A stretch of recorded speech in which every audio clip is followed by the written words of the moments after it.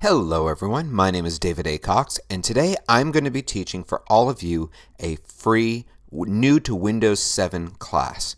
Now what we did is we went through and chatted with a bunch of our clients who had gotten PCs with Windows 7 on it, who upgraded, from Vista, who upgraded from XP, and we asked all of them to make a list of all the items that confused them when they first switched over to Windows 7. The other reason why we wanted to do this is if you've seen some of our other videos, you're probably aware that we recently did a review of Windows 8 and we're less than thrilled with it.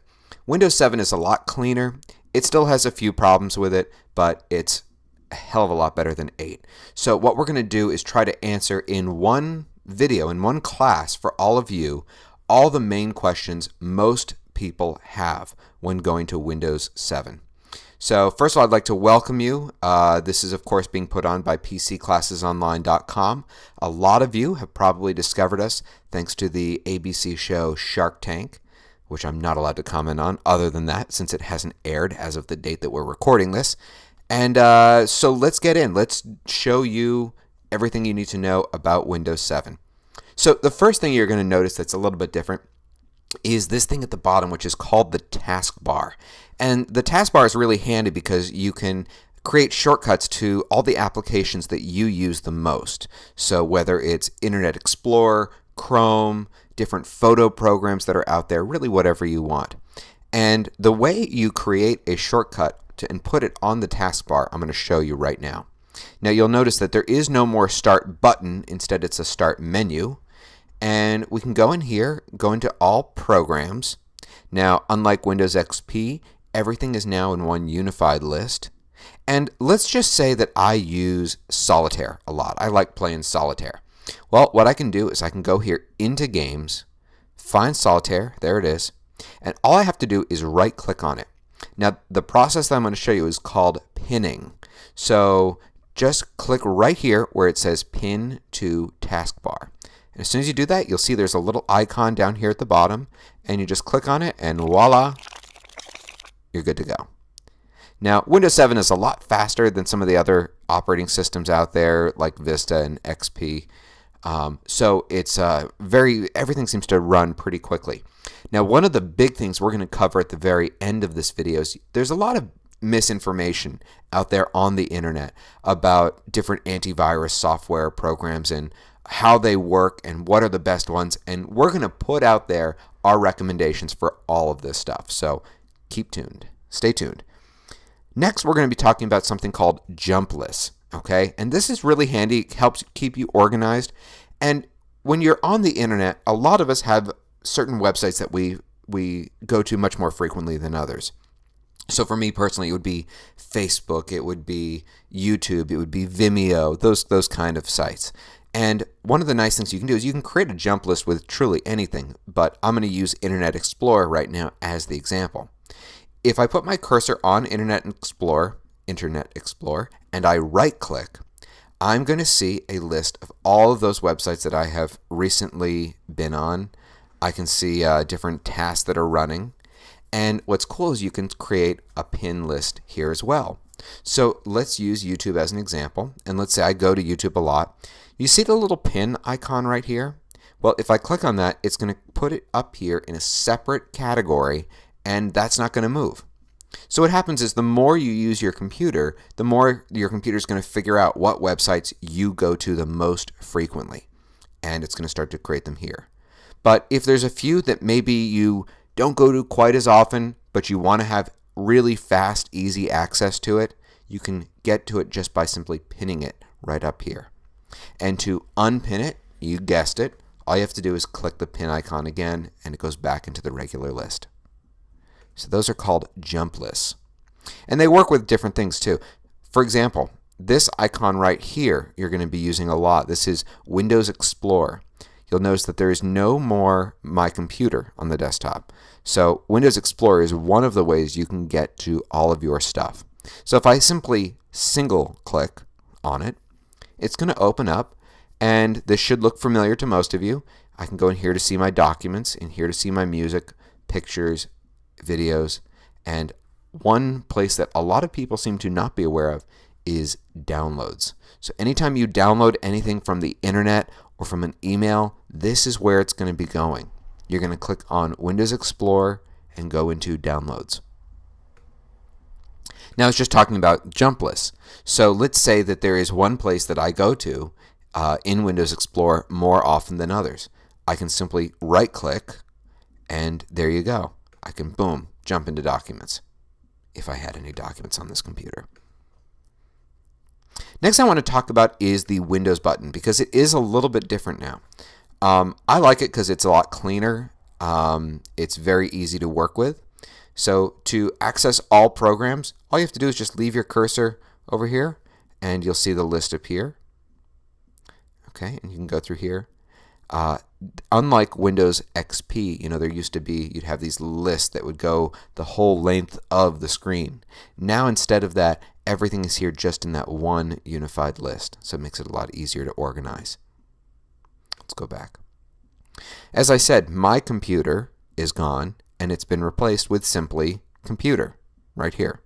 So if you need to get into any of those drives, for example, you can just simply click on computer. And there you go.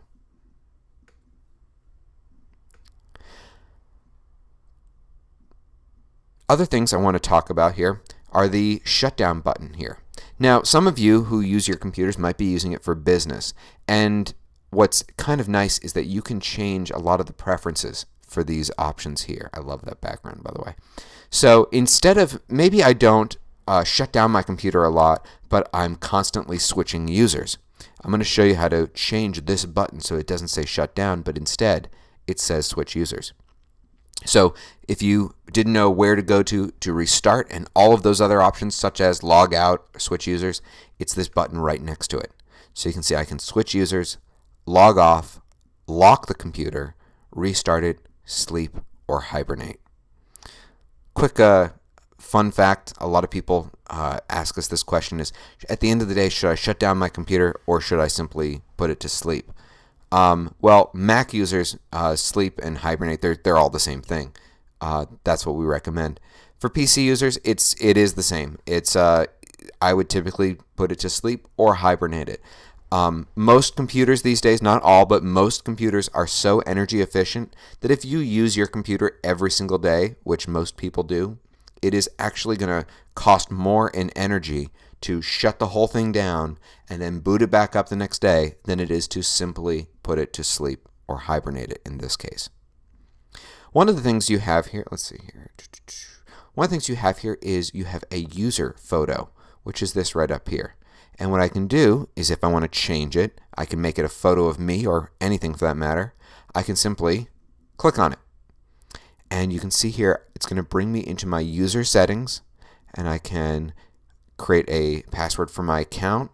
I can change my picture, change my account name, change the account type. If I'm trying to, let's say you have kids and you want to give them, you don't want to make them an administrator, but you want to give them a basic user, you can do that. Okay. One feature that I found really nifty in Windows 7 was screen snapping. And what this is let's say I'm on the web and a lot of times I have to do more than one thing at a time, as best as humans are capable of doing multitasking.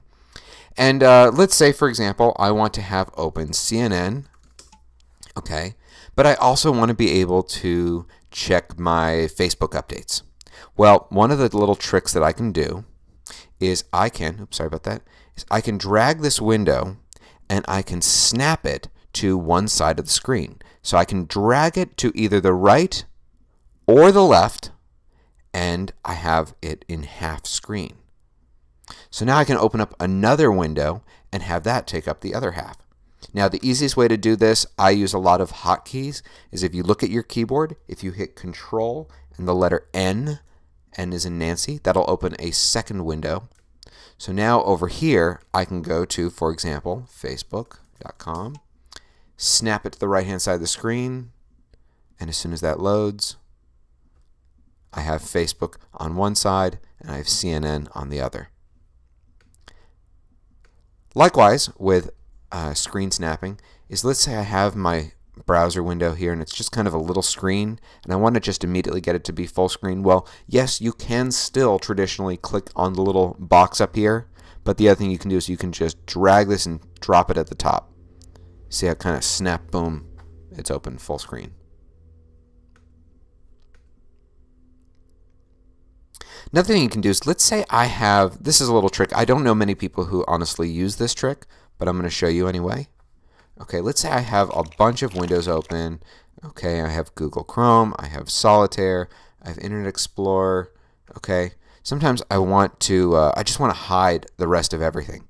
This is kind of an interesting little trick. You can grab the top part here in any screen and just shake it back and forth, and you see how it hides everything? Just a little trick. And then I can shake it again. Oops, and then, I'm sorry. Then I have to click back on these icons to bring them back. Let's see here. Next thing we can talk about are gadgets. Now, gadgets had a major security loophole in them, and unfortunately it led to a lot of Windows users getting viruses. So they've pretty much discontinued them at this point, other than the very, very basic ones that come with Windows 7. But that being said, they're not horrible, the ones that come with it. And so, for example, you see this little clock right here that I have. There's also, I have a little weather gadget here. And the way you get access to these is you're going to right-click on your screen. And second to the final option is gadgets. So as you can see here, there are not a lot of them. And if you want to, I'll show you what happens. If you try to click here where it says Get More Gadgets Online, it takes you to a Windows website where they basically say they were unsafe, they can cause harm to your computer, so they have stopped supporting them. So you can still get clock, you can have a calendar, CPU meter, and these other ones that you see here. Let's say I want to add a calendar. All I have to do is click it, drag it, and drop it right on my desktop, and it will stay there. And there's different little ways you can modify these. So for example, with the clock, you see this little wrench icon? I can click on that and get access to different options, including changing how the clock looks. So if I want to go for like a neon feel, which I don't, I could put that there. You have all these different options. The other thing that's nice is, let's say you're a business person, and like for example, I have to constantly talk to people in all different time zones. One thing I'll do that's very helpful is I'll have a bunch of these all with different time zones, so I know, okay, in LA it's 3 hours earlier, or is it later? I don't remember. That's why I use these widgets, these gadgets rather. As for the calendar here, you can see you can kind of have it show just the date like that, or you can have it show kind of a layout, whatever you want. Next, I'm going to show you how to very simply get access to the desktop.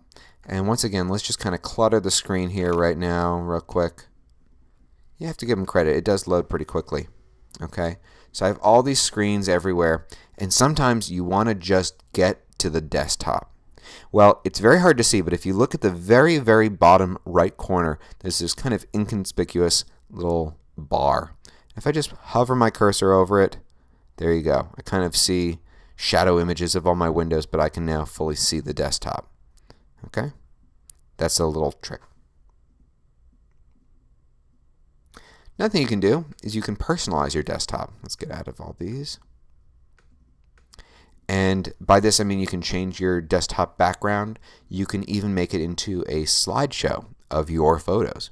So let's show you how to do that. You're going to right click once again on the desktop anywhere, and here the final option is personalize. So you can see here that Windows 7 comes preloaded with a whole bunch of different themes. For example, I can go here into architecture. Makes a little ding. I can see the different backgrounds, and it's going to kind of slideshow through all of them. Characters, that's just a little too weird for me. Landscapes, this one's pretty. That's one of my favorite. Nature, scenes, and then I like this one, United States. Woohoo! So you can go through whichever ones you want, and you can really make this a very personal experience. So for example, if you want to change the sounds around, you heard that I have some kind of interesting sounds when there's an alert of some sort, you can click here on sound, and they have all these different sound schemes. That's what they're called, sound schemes. And you can pick between the ones that you like. And so for example, let's say I want to hear what festival sounds like. I can click festival, and let's say I want to hear what it's going to sound like. Oops. Scroll down here. When I'm trying to exit a window. Hit test. It was very low, very hard for probably most of you here. So you can go through them, and some of them are just weird, and others are nice. So personally, I settled on landscape. And hit apply when you're done, and voila. The other thing you can do is you can always make your own. You can make your own theme, and you can access other ones that you don't see here online. And to do that, you just simply click here where it says Get More Themes Online. Okay. And one of the things you'll notice here is you see the top of my bar here, how it's clear. I actually usually don't do that. You can change it so that it's different colors. I'm sorry, that's technically slate colored. My bad. So you can have it go, let's say you're kind of a blue person or a green person. That doesn't really work with that background. Pink. However you want. I'm a blue guy. Don't ask why. I'm just a blue guy. Save changes.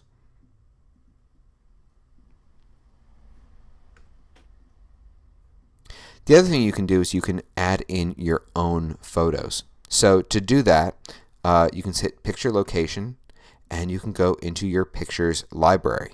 Okay? Or if you have maybe a folder that's just devoted to photos that you really, really want, you can hit browse and just click on that particular folder. So I can go into pictures library. Okay, these are not actually my photos. And check the ones that I want it to use as a background. And as you can see here, I have some options to change the picture every 30 minutes. How I can do 10 seconds. I would never do 10 seconds or even 1 minute. I try to encourage people to do 5 minutes. It just uses a little too much RAM, too much memory for the computer to really work well. And when you're done, just simply hit Save Changes. I'm going to go back to the one that I like. There we go. Oop, I scrolled through that too. Okay. Save Changes.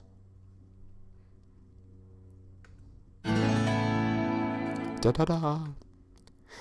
Next, let's see here. What do we have next? We went over sound schemes.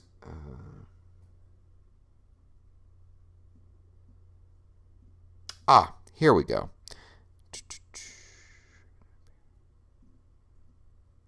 One of the things I want to show you is I deal a lot, and with a lot of these classes as well, we appeal to a clientele that is typically over the age of 50. Now, depending on what size screen you have and your vision, different people have different needs as far as how big they really need their text to be. So I'm going to show you a little trick to make all of the text bigger on the computer for those who need it. And it's amazing how many people don't know how to do this. So this might be something you might end up sharing with your friends. We're going to go actually right back to where we were. We're going to right click and go back into personalize. Okay. Now from here, we're going to go into display. And as you can see here, I already have it right here. 100% actually looks like this. Oh, it's going to make me log off. I'm not going to do that. But anyways, what you've been seeing this whole time is my text at 125% zoom. So you have 3 different sizes, small, medium, large, and you do have to log off and log back on, but it'll make all the text bigger on the screen. So if you are someone, or if you know someone who needs that kind of larger text, that is how you do it. Another thing I want to show you is, Windows 7 comes pre-installed with Internet Explorer. Now, by my opinion, I am not a fan of Internet Explorer. I like some other browsers better, like Google Chrome and Safari. So what I want to show you is how to swap out Internet Explorer for something like Google Chrome. And the way you do it is we're going to go to the Start menu once again. And if you look down here, there's a thing here called Default Programs. And we're just going to click on that. Click on this very top option here, Set Your Default Programs. And as you can see right here, I have Google Chrome and Internet Explorer next to each other. So if I click on Chrome, you can see here that it is currently not the default browser. And all I have to do is click right here. And voila, it is now the default. And if you decide to do that, one of the things you're probably going to want to do, just to review, is you're going to want to pin it to your taskbar. And to do that, we're going to go back to the Windows button, put our cursor over Google Chrome, and right-click and hit Pin to Taskbar. And now we can drag it and drop it back over here, right-click on Internet Explorer, and hit Unpin. So we didn't uninstall it, we're just removing it as a shortcut. Now, the next thing I want to go over, and then we're going to be pretty much done, is I want to talk a little bit about antivirus software and anti-malware software. And the first thing I need to do is tell you a little bit about how all of these different things work, because there's a lot of bad information out there. Windows itself has some very large security holes in it, and it doesn't appear that Microsoft is going to do anything to fix it because, frankly, if you look at money-wise, who financially benefits when you get a virus? Now, this is part of the reason why I myself went to Mac in the first place, back when I was 16 and got 6 viruses on my dad's computer. Sorry, Dad. And I was just tired of dealing with it. One thing you do need to know about antivirus software is it does slow down your computer. Now, different ones will do it more dramatically than others. And there's 2 applications that we strongly recommend that if you decide you're going to stick with Windows, okay, which is fine, these are the 2 best ones to go with. And one of them is free, and the other one is, I believe, $29. The first one you can get by simply Googling. It is called, Microsoft Security Essentials. It is free. It is put out by Microsoft.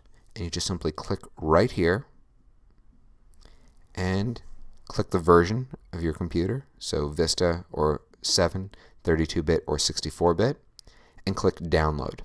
Now, I already have it here on this computer. Go into all programs. Here it is. So it's very simple. It's very clean. It'll automatically search for updates, which, like I said, that all of these things do slow down your computer. And you can do a quick scan, a full scan, or a custom scan. But between that and the other application that I'm about to show you, they'll really do a good job at protecting your computer. That being said, you do need to know that there is no such thing as perfect antivirus software. For example, there is one virus right now. You know, we have 2 locations. We have one in Key West and one in Cape Cod. And we're hearing from tons of our Windows friends who have all gone through this virus, and it's destroyed all of their data. And it's a screen that comes up and it looks like it says FBI, and it says something to the extent of pay us $3,000 and we'll remove the virus from your computer. And it's just horrible. So the other application, which is a good investment, like I said, it is about $29, is called Malware Bytes. And let's open it up right here. You can see it's the first time I'm running it on this computer. Again, it's very easy to use, and you can have it run in the background. Let's just double check that price. I believe it is $29, but I could be wrong. $24.95. So that is the other application that I would recommend getting. If you're buying a new PC these days, let me give you a couple quick things to look for. First of all, you should know that we are adding, and by the time most of you see this, it'll already be in existence, a store page to PCClassesOnline.com. And the reason why we're doing is we're not selling anything, but what we're doing is we're doing the research for you. We're picking out all the best computers with the best features and putting them all in one place for all of you to go. And we will find the best place online where you can get it. So, for example, there might be one that you're going to get cheaper at Amazon, and another you'll get cheaper at something like B&H.